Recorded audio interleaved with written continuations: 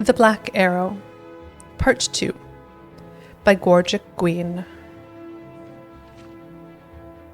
On the last dinner in my employ at the palace, the Duchess, quite surprisingly, had invited the Mayor of Maliva and Master Heomast himself among her other guests.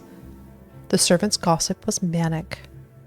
The Mayor had been there before, albeit very irregularly, but Heomast's presence was unthinkable. What could she mean by such a conciliatory gesture? The dinner itself progressed along with perfect, if slightly cool, civility among all parties. Heomast and the Duchess were both very quiet. The Mayor tried to engage the group in a discussion of the Emperor Pelagius IV's new son and heir Uriel, but it failed to spark much interest. Lady Vilea, elderly but much more vivacious than her sister the Duchess, led most of the talk about crime and scandal in Eldenroot. I have been encouraging her to move out to the country, away from all that unpleasantness for years now, the Duchess said, meeting the eyes of the Mayor. We've been discussing more recently the possibility of her building a palace on Maliva Hill, but there's so little space there, as you know. Fortunately, we've come to a discovery. There is a wide field just a few days west, on the edge of the river, ideally suited. It sounds perfect, the Mayor smiled and turned to Lady Vilea. When will your ladyship begin building? The very day you move your village to the site, replied the Duchess of Woda. The Mayor turned to her to see if she was joking. She obviously was not.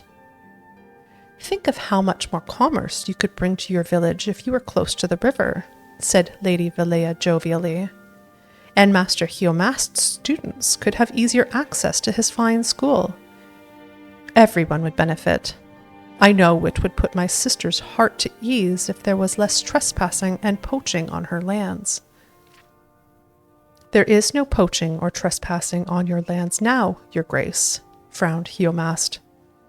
You do not own the jungle, nor will you. The villagers may be persuaded to leave, that I don't know, but my school will stay where it is. The dinner party never really recovered happily. Heomast and the Mayor excused themselves, and my services, such as they were not needed in the drawing room where the group went to have their drinks. There was no laughter to be heard through the walls that evening. The next day, even though there was a dinner planned for the evening, I left on my usual walk to Maliva. Before I had even reached the drawbridge, the guard held me back. Where are you going, Gorgic? Not to the village, are you? Why not? He pointed to the plume of smoke in the distance. A fire broke out very early this morning, and it's still going. Apparently, it started at Master Heomast's school. It looks like the work of some traveling brigands. Blessed Stendar, I cried. Are the students alive? No one knows, but it'd be a miracle if any survived. It was late, and most everyone was sleeping. I know they've already found the master's body, or what was left of it.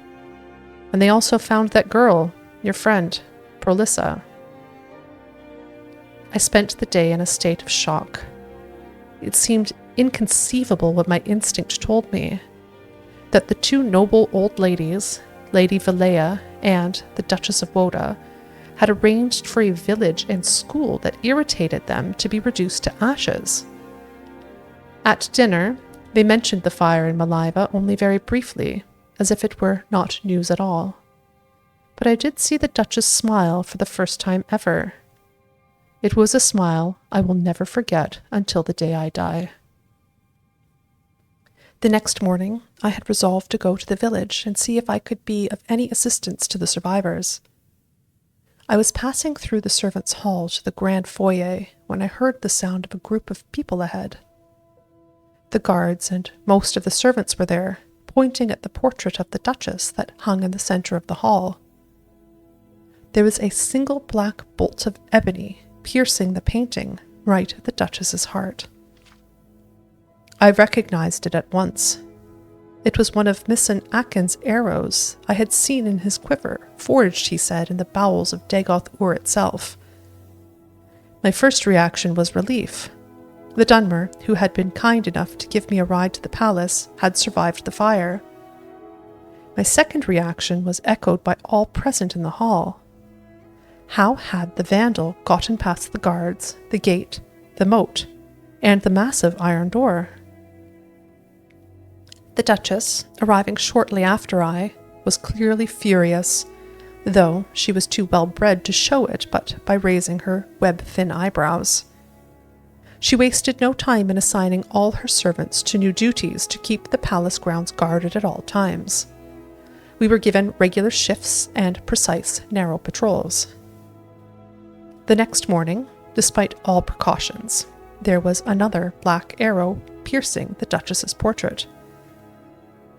So it continued for a week's time. The Duchess saw to it that at least one person was always present in the foyer, but somehow the arrow always found its way to her painting whenever the guards' eyes were momentarily averted. A complex series of signals were devised so each patrol could report back any sounds or disturbances they encountered during their vigil. At first, the Duchess arranged them so her castellan would receive record of any disturbances during the day, and the chief of the guard during the night. But when she found that she could not sleep, she made certain that the information came to her directly. The atmosphere in the palace had shifted from gloomy to nightmarish. A snake would slither across the moat, and suddenly her grace would be tearing through the east wing to investigate. A strong gust of wind ruffling the leaves on one of the few trees in the lawn was a similar emergency.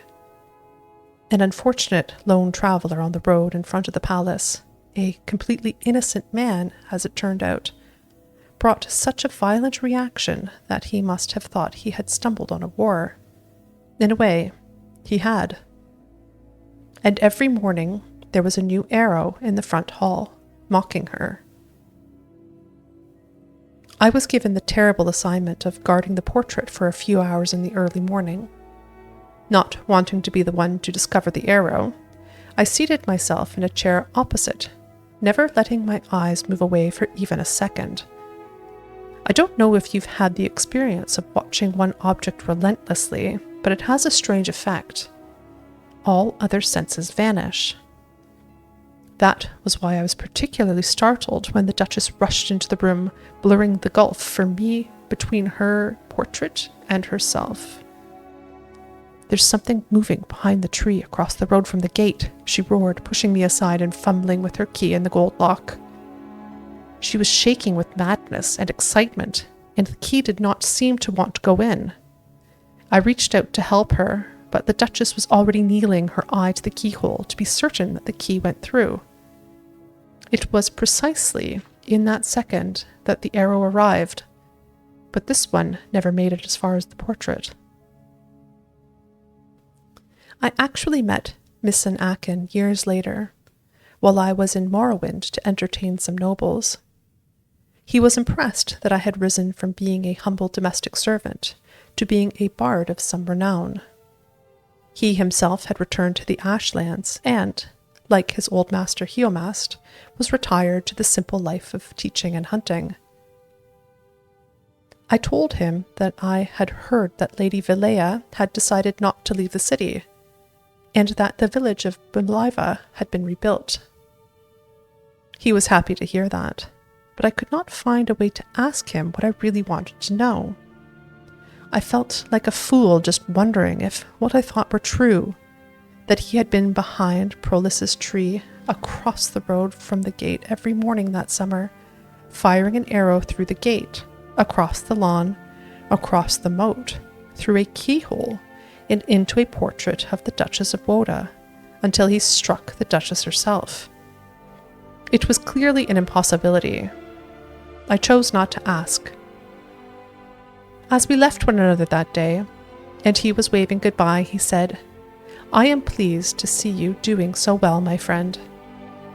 I am happy you moved that chair."